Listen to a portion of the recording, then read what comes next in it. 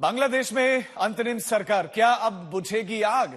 जी हां, यही है सबसे बड़ा सवाल और हर कोई जानना चाहता है कि क्या अंतरिम सरकार वहां पर हालात को बदल पाएगी।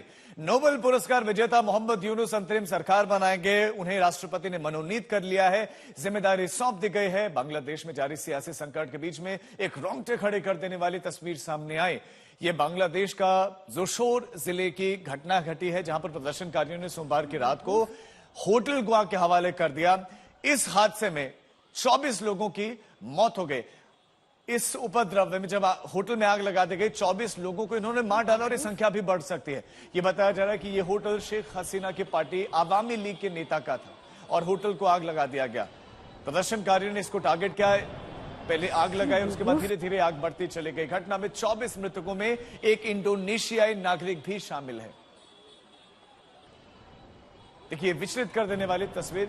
इस होटल में मौजूद थे लोग जिस समय आग लगाई गई। उपद्रवियों ने इस बात की भी चिंता नहीं कि वहां भीतर मौजूद लोग जिंदा जल जाएंगे, और भीतर वो लोग फंसे हुए थे और बाहर वो भीड़ तमाशा देख रही थी और आग लगा रही थी। अपने सामने उन चीखों को सुन रही थी, जलता हुआ इंसान को देख रही थी। उनका दिल नहीं पसीजा और उनके सामने इस होटल को उन्होंने आग लगाई और उसके बाद सबको भीतर जलने दिया। इसमें एक इंडोनेशियाई नागरिक भी बताया जा रहा है और ये होटल एक अवामी लीग के नेता का था, इसलिए इसे जला दिया गया। उधर अब बांग्लादेश में अंतरिम सरकार बनाने की तैयारियां हैं, तो पेरिस में मौजूद मोहम्मद यूनुस के ढाका लौटने का इंतजार है। पूर्व प्रधानमंत्री और भ्रष्टाचार के आरोप में जेल में बंद रही बेगम खालिदा जिया अब जेल से बाहर आ चुकी हैं। दूसरी ओर खालिदा जिया के बेटे तारिक रहमान, वो भी आज बताया जा रहा है कि ढाका लौट रहे हैं और आज शाम को वो रैली भी करने वाले हैं। कई साल से वो लंदन में रह रहे थे, उनकी पार्टी जीत नहीं पा रही थी। लगातार लोकतांत्रिक तरीके से शेख हसीना जीत रही थी। आरोप ऑपोजिशन की तरफ से वहां लगाए जा रहे थे कि बेईमानी से चुनाव में गबन, भ्रष्टाचार हो रहा है, इसकी वजह से वो नहीं जीत पा रहे हैं। लेकिन अब अस्पताल में इस समय खालिदा है और बीएनपी के नेता, वहां पर जो बांग्लादेशी नेशनलिस्ट पार्टी के लीडर्स हैं, वो मिलने के लिए पहुंच रहे हैं। और खालिदा जिया के बेटे आज लंदन से ढाका लौट रहे हैं और ये भी जानकारी मिल रही है कि वो रैली करने की भी तैयारियां कर रहे हैं। लेकिन सवाल है कि क्या वो अनाउंसमेंट करेंगे, ऐलान करेंगे कि हिंदुओं पर हमला ना हो। शेख हसीना के धुर विरोधी के रूप में मोहम्मद यूनुस की पहचान होती है। हम इनके बारे में आपको बता रहे हैं कि आखिर मोहम्मद यूनुस है कौन। उनकी सीधी सीधी अदावत शेख हसीना के साथ और शेख हसीना के देश छोड़ने में एक बड़ा इंपॉर्टेंट इनका भी रोल। हसीना ने दरअसल गरीबों का खून चूसने का आरोप उन पर लगाया था। 2006 में इनको नोबेल शांति पुरस्कार मिल चुका है। 2007 में इन्होंने एक पार्टी बनाने की कोशिश की और उस कोशिश के चलते शेख हसीना इनसे हो गई थी नाराज।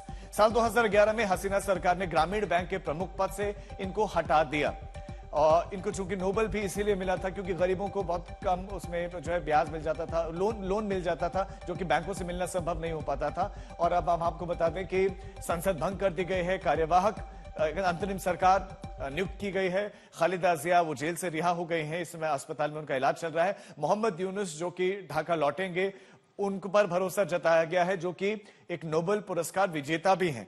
कैसे वो अभी अंतरिम सरकार को आगे बढ़ाएंगे, देखने वाली बात होगी। अब हमारे संवाददाता मंजीत नेगी का रुख करते हैं, इस खबर पर ज्यादा जानकारी के साथ जुड़ गए हैं। मंजीत, बांग्लादेश में तख्ता पलट के बाद सवाल यह है कि हालात कितने बदलेंगे। इकोनॉमी जो पटरी पर थी, क्या वो बेट पटरी नहीं होगी? दूसरा ये जो अल्पसंख्यकों के साथ हिंसा हो रही है, वो कब रुकेगी? राजीव, बिल्कुल, क्योंकि इस वक्त भारत सरकार पिछले 2 दिनों से अब ये दूसरा दिन है जब बांग्लादेश के हालात पर नज़र बनाए हुए हैं और दोनों जगह, यहाँ अगर दिल्ली में बात करें, हिंडन में जहाँ पर शेख हसीना है उनको लेकर, और दूसरा ढाका और पूरे बांग्लादेश के अंदर जिस तरह के हालात हैं, विदेश मंत्रालय लगातार नज़र बनाए हुए है। विदेश मंत्री एस जयशंकर ने कल इसको लेकर बयान दिया।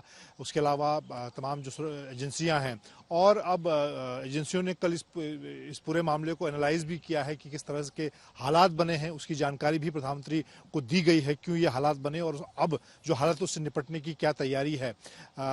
ग्राउंड पर अगर हम बात करें, सरहद पर बांग्लादेश के साथ भारत की सबसे लंबी सीमा है, वहाँ पर खुद डीजी जो बीएसएफ के दलजीत चौधरी वो मौजूद हैं। इसके अलावा अभी हमारे जो एम्बेसडर हैं बांग्लादेश में वो मौजूद हैं, तमाम अधिकारी वहाँ पर मौजूद हैं, उनसे लगातार सरकार का संपर्क है।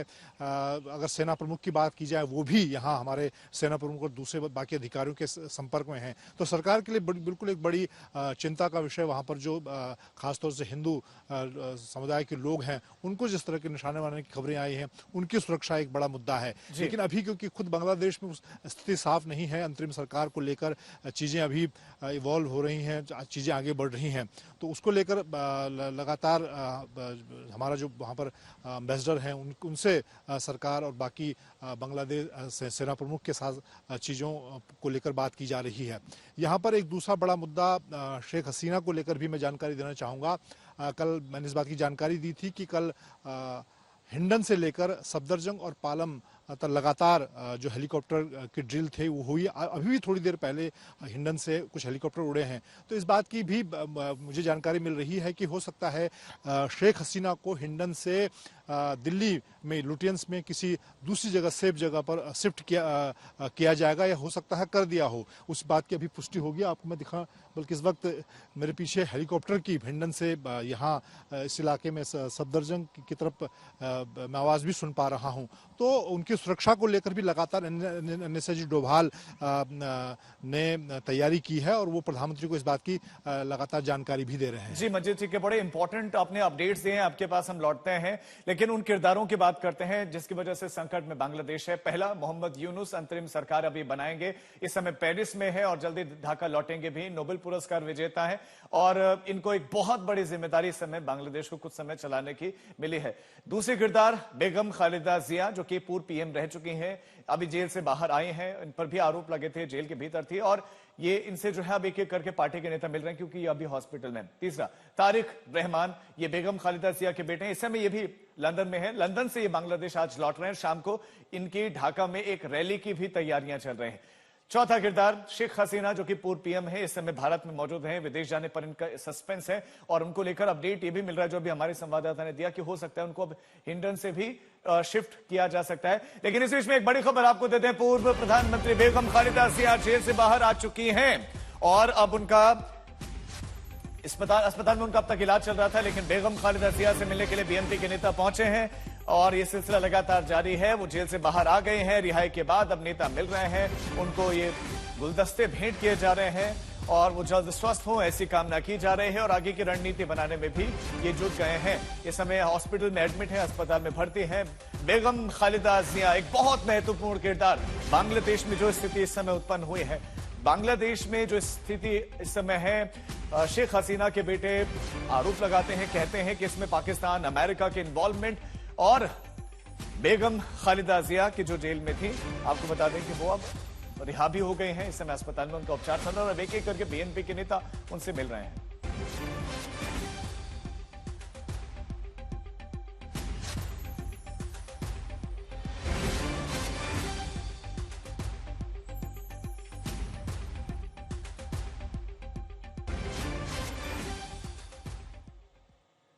तो एक एक करके जिनको बांग्लादेश की नई जिम्मेदारी सौंपी गई है वो अपने घरों को लौट रहे हैं, यानी बांग्लादेश लौट रहे हैं। इसमें मोहम्मद यूनुस सबसे बड़ा एक किरदार, सबसे बड़ा एक नाम, जो कि नोबेल पुरस्कार विजेता है। अब उनको जो कमान सौंपी गई है उनके बारे में विस्तार से रिपोर्ट दिखाते हैं। शेख हसीना के बेटे बांग्लादेश के भविष्य से जुड़ा सवाल करते हैं, पूछते हैं कि बांग्लादेश कौन चलाएगा, तो इसका जवाब भी वहीं से आता है जिनकी वजह से शेख हसीना का तख्ता पलट हुआ। ये वो छात्र हैं जो शेख हसीना के खिलाफ आरक्षण विरोधी आंदोलन के बड़े चेहरे रहे। इसमें नाहिद इस्लाम सबसे बड़ा नाम है, जिनकी मांग के बाद मोहम्मद यूनुस को बांग्लादेश का नेतृत्व सौंपा जा रहा है, जिन्होंने आज तक से बातचीत में महीने की शुरुआत में ही बांग्लादेश में बदलाव की भविष्यवाणी कर दी थी। We don't want to continue with that kind of system, so we need a new system that we are looking for. That's what I encourage the young people to look into, and that they feel excited about it. They want to do that. चलते हुए बांग्लादेश को शांति के रास्ते पर ले जाने की जिम्मेदारी एक 84 साल के बुजुर्ग मोहम्मद यूनुस को क्यों दी गई, इस बारे में समझने से पहले आपको छात्र आंदोलन के उन 3 चेहरों के बारे में जानना होगा जिन्होंने बांग्लादेश में शक्तिशाली शेख हसीना की सत्ता को पलट कर रख दिया। छात्र आंदोलन का सबसे बड़ा चेहरा रहे नाहिद इस्लाम ढाका यूनिवर्सिटी के छात्र हैं। नाहिद इस्लाम को 20 जुलाई को पुलिस ने उठा लिया था। उनकी गिरफ्तारी का वीडियो सोशल मीडिया पर वायरल हुआ। गायब होने के बाद वो पुल के नीचे बेहोश मिले। बाद में नाहिद इस्लाम ने दावा किया कि बेहोश होने तक लोहे की रॉड से उन्हें पीटा गया। नाहिद पर हुए अत्याचार से प्रदर्शनकारी भड़क गए और सड़कों पर उतर आए।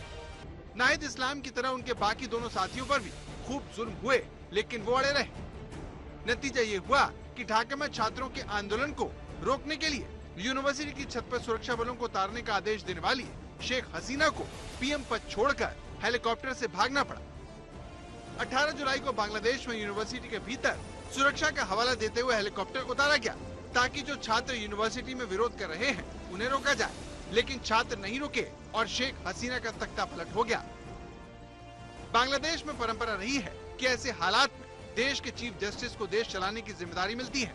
1990 में बांग्लादेश के पूर्व सैन्य तानाशाह इरशाद के खिलाफ जन आंदोलन खड़ा हुआ तो विपक्षी दलों ने 6 दिसंबर 1990 को तत्कालीन मुख्य न्यायाधीश अहमद को सत्ता सौंप दी। वे बांग्लादेश के कार्यवाहक राष्ट्रपति के रूप में सरकार के मुखिया बने, लेकिन इस बार नोबेल पुरस्कार विजेता डॉक्टर मोहम्मद यूनिस के नेतृत्व में अंतरिम सरकार की रूपरेखा की घोषणा की गई है।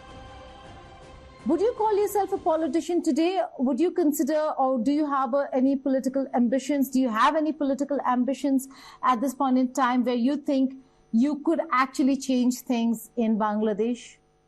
I have no such intention of doing anything with changing, making political things for myself. I'm a just ordinary citizen. Create the setting for that. We'll have a transparent election so that people can choose freely, fairly, without any fear, without any kind of restrictions from any side or anybody threatening them for anything.